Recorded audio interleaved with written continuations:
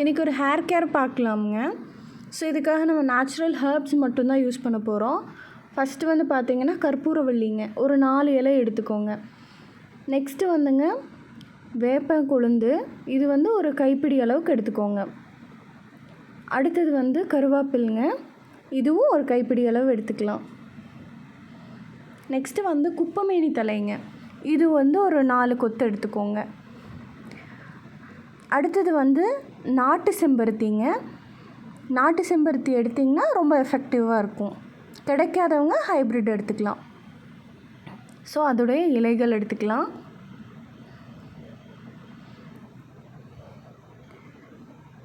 கடைசியாக மருதாணிங்க, அதுவும் ஒரு கைப்பிடி அளவு எடுத்துக்கோங்க.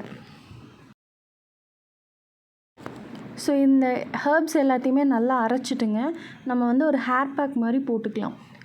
ஜஸ்ட் ஒரு 10 to 15 மினிட்ஸ் போட்டுட்டு நீங்கள் நல்லா வாஷ் பண்ணிக்கோங்க. எந்த ஷாம்பூ போட வேண்டாம்.